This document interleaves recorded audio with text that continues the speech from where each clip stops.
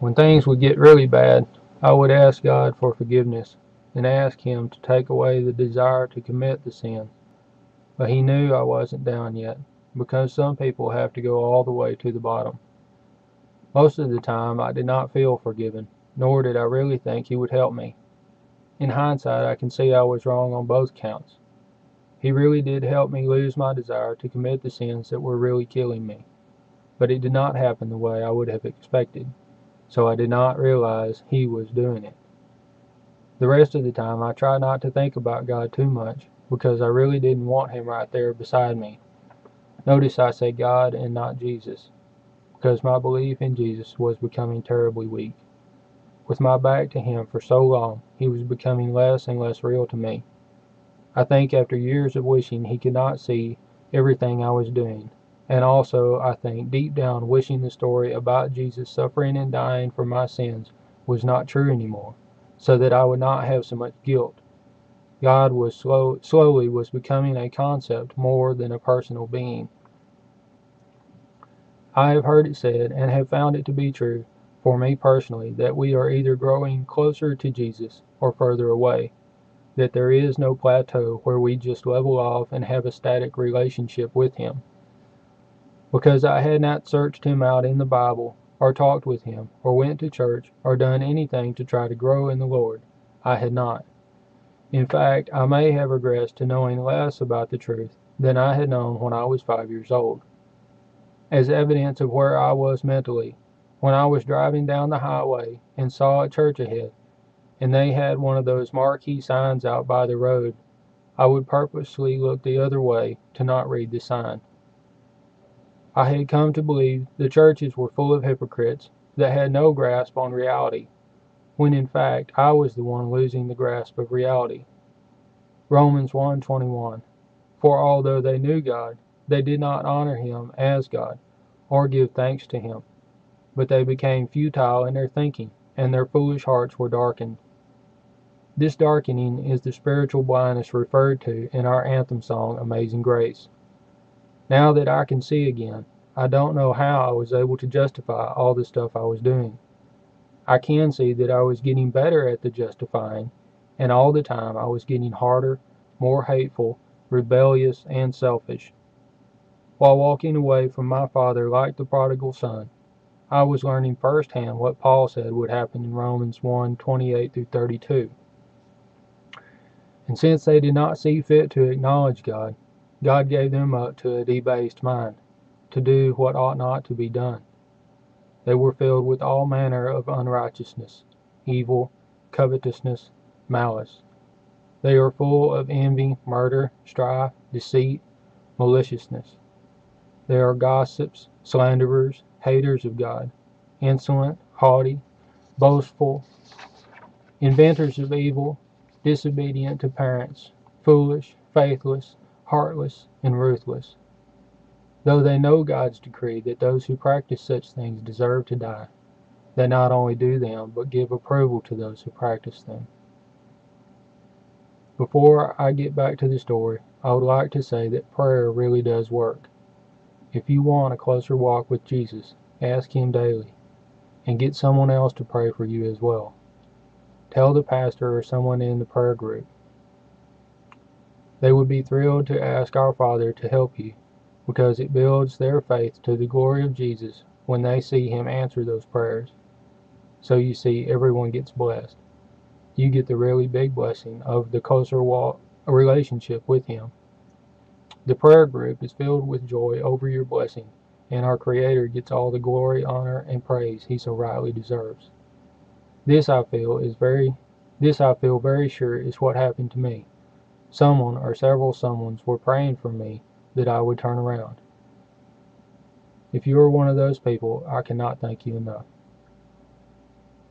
I believe, because of God's grace through prayer, on October the 15th of last year, a series of seemingly small miracles began that changed my life for the glory of Jesus.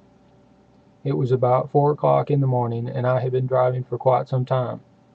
I was all alone out there on a cold, dark night in Wyoming, where traffic is not a problem any time, much less at that hour, and I was desperately fighting sleep.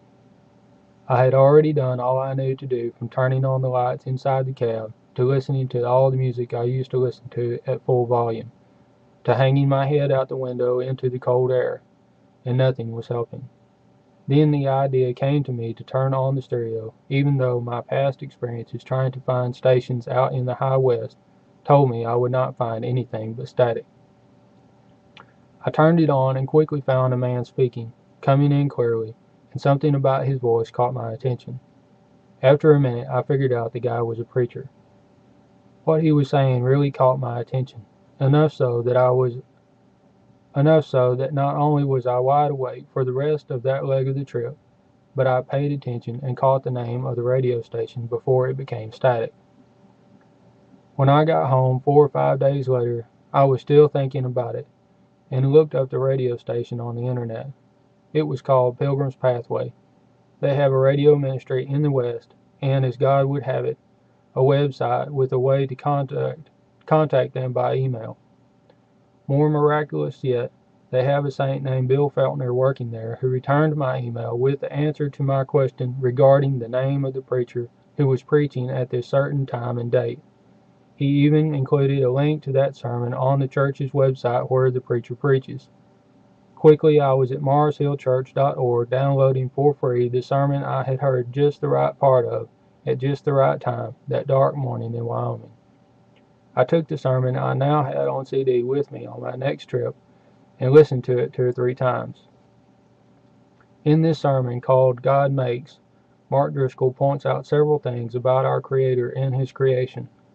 Most importantly, to me anyway, in the last half of it, he discussed the effects of our beliefs about God on the life we are living as one of God's creations. I'm not going to try to convey everything he says in that sermon. If you have the internet and a computer, you can listen to it yourself. I better skip that part. All right. I wrote this to read for the congregation where I attend. One thing I got out of it was that how you answer the big questions in life, such as, where did I come from, where am I going, and why am I here, affect your life more than anything else, other than God Himself. Another big realization I had was that my idea of God had become wrong in many ways. I blame myself because it had been, as I said, about 14 years of trying to put a little distance between Him and me. When I got back home that time, I went to the Mars Hill Church site and downloaded the next 2 sermons, made CDs, and took them back out on the road. It so happened that the first sermon I had heard in Wyoming was the 3rd of 13 in a series called Doctrine, What Christians Should Believe. The 4th sermon was called God Loves, and is all about how God made us in His image for loving relation with Him and each other. It was informative and uplifting. Then I got to the 5th one, called God Judges, and a mountain of sin, guilt, and shame came crashing down on me when a huge wall of self-denial I had so painstakingly built gave way. I was left exposed before our almighty, pure, and righteous God.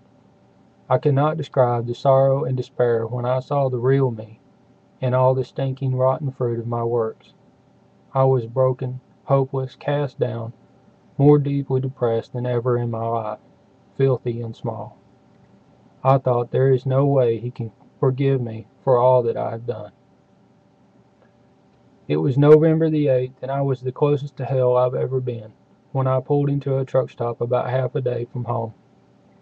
The truck stop had wireless internet, and I was led to go to the Mars Hill site and listen to the next sermon, even though I then felt like a walking dead man and didn't know how a sermon called God Pursues was going to do anything to help me. Things had gotten very serious, but there was no turning back now, no place to hide.